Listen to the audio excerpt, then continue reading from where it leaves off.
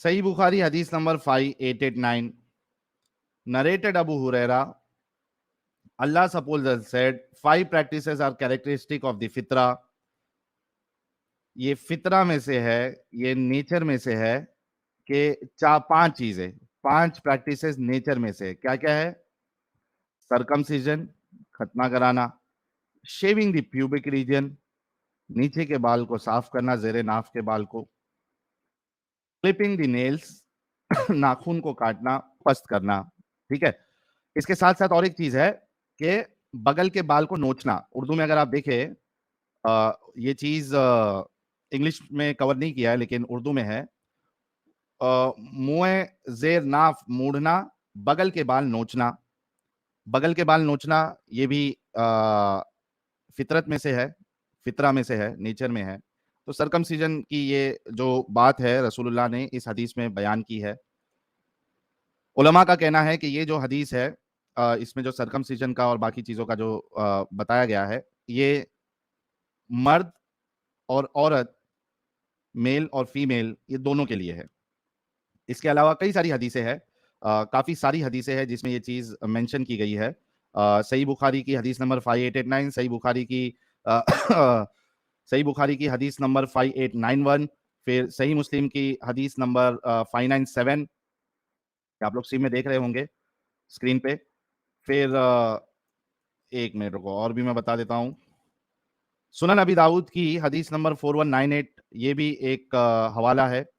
اس کے بعد یہ دیکھیے, سنن ابی داؤد کی اور ایک حدیث ہے, ٹھیک ہے, حدیث نمبر 5271. اس میں کیا لکھا ہے کہ مدینہ میں ایک عورت عورتوں کا ختنہ کیا کرتی تھی, تو رسول اللہ نے اس سے فرمایا, نیچا کر ختنہ مت کرو, بہت نیچے سے مت کاٹو, کیونکہ یہ عورت کے لیے زیادہ لطف و لذت کی چیز ہے اور شوہر کے لیے زیادہ پسندیدہ ہے. اس حدیث کو شیخ الالبانی نے صحیح قرار دیا ہے, اور اگر آپ اسلام کیو اے میں بھی دیکھیں تو اس میں بھی علماء کہتے ہیں کہ کچھ لوگ اس کو بھلے سے ہی ضعیف قرار دیا ہے, لیکن علماء نے اس کو صحیح بھی قرار دیا ہے کیونکہ اس کی شواہد ملتی ہے, یا اس طریقے کی بات ہے کیونکہ شیخ الالبانی نے اس حدیث کو صحیح کہا ہے. اس کے علاوہ یار کوئی بھی نان مومن نہ جڑے, یار ناگراج اچار صاحب آپ ہو گئے بین, ٹھیک ہے. اس کے بعد جیمز وولڈ صاحب, اگر آپ مومن نہیں ہیں تو نکل جائیے ورنہ آپ بھی بین ہو جائیں گے, آپ بھی بین ہو جائیں گے, نکل جائیے.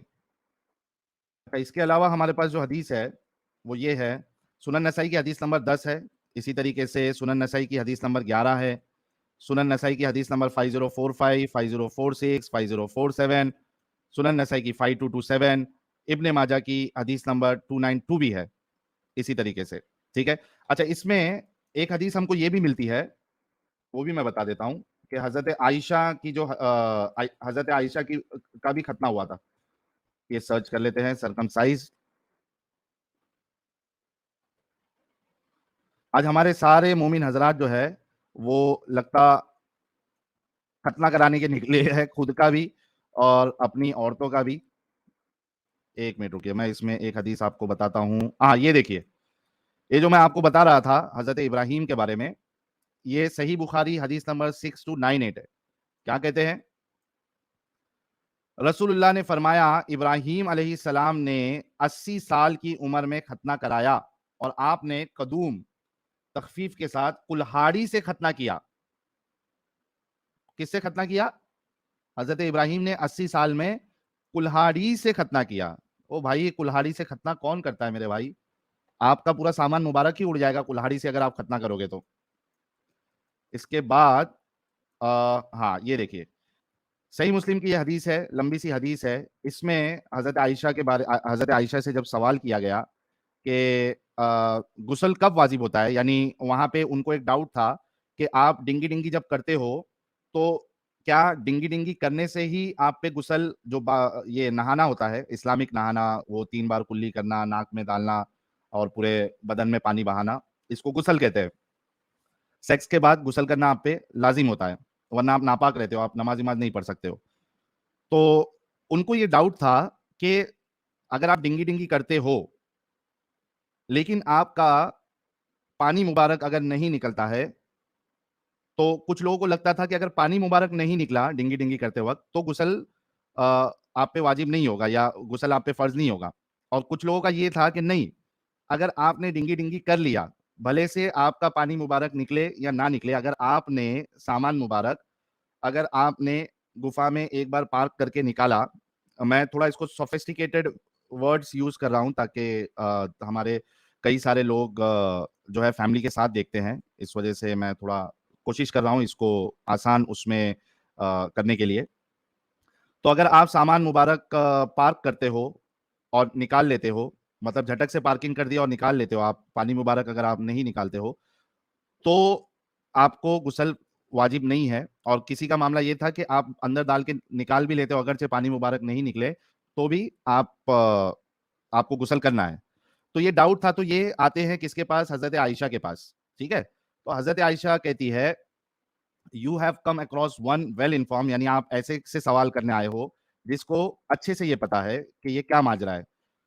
رسول اللہ فرماتے ہیں, the messenger of Allah said, when anyone sits amidst four parts of the woman and the circumcised parts touch each other, a bath becomes obligatory. دو سرکمسائز پارٹ, یعنی میل کا سرکمسائز پارٹ اور فیمیل کا سرکمسائز پارٹ, اگر یہ دونوں ملتا ہے تو آپ پہ it's obligatory to have a bath, یعنی غسل آپ پہ جو ہے وہ فرض ہو جاتا ہے, obligatory ہو جاتا ہے. یہ کون سی حدیث ہے؟ صحیح مسلم کی حدیث ہے. اچھا, اس میں ایک حدیث میں آپ کو اور ایک بتاتا ہوں جہاں پہ ہمیں یہ معلوم پڑتا ہے کہ ایون حضرت عائشہ جو ہے وہ بھی سرکمسائز تھی. یہ دیکھیے, یہ جامع ترمذی کی حدیث ہے, حدیث نمبر 108. اس میں کیا لکھا ہوا ہے؟ اچھا, یہ بھی صحیح حدیث ہے کیونکہ نیچے اس کی ڈیٹیل لکھا گیا ہے کہ یہ شواہد کی بنیاد پہ یہ حدیث صحیح مانی جائے گی. اس میں کیا لکھا ہے کہ حضرت عائشہ کہتی ہے کہ جب مرد کے ختنہ کا مقام عضو تناسل یعنی سامان مبارک عورت کے ختنہ کے مقام یعنی شرمگاہ سے مل جائے تو غسل واجب ہو گیا. میں نے اور رسول اللہ نے ایسا کیا تو ہم نے غسل کیا, یعنی میرا جو ختنہ پارٹ ہے رسول اللہ کے ختنہ پارٹ سے ملا تو ہم نے بھی غسل کیا, نہایا, بات لیا. تو اس سے معلوم پڑتا ہے کہ حضرت عائشہ کا بھی ختنہ.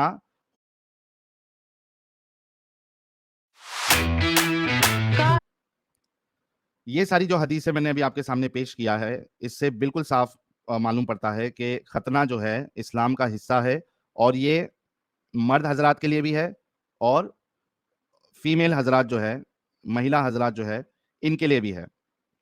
سوال پھر سے یہی آ جاتا ہے کہ بھائی اگر آپ کسی کا ختنہ کرا رہے ہو تو کیا آپ اس کا جو پرسنل رائٹ ہے اس کے باڈی کا, کیا آپ اس کے ساتھ کھلواڑ نہیں کر رہے؟ اور فیمیل کا ختنہ کرانا یہ تو این یعنی آپ اس کی it's a violation of female right, it's a violation of female right. WHO بھی یہی کہتا ہے, اور اس کے اوپر کئی ساری جگہ پہ فیمیل سرکمسیجن یا FGM یہ بین ہے, انلیگل ہے, آپ کو جیل ہو سکتی ہے. تو میں نے آپ لوگوں کو حدیثیں بتائی. لیٹس سی کہ کوئی مومن آتا ہے اور یہ ایول پریکٹس کو ڈیفینڈ کر پاتا ہے یا پھر اسلام سے باہر نکلتا ہے, کیونکہ ایک جو رول ماڈل ہے, لقد کان لکم فی رسول اللہ اسوۃ حسنہ, اللہ کے رسول کو بہترین نمونہ بنا کے بھیجا گیا.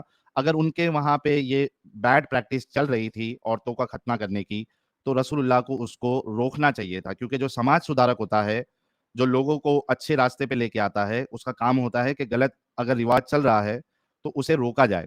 لیکن رسول اللہ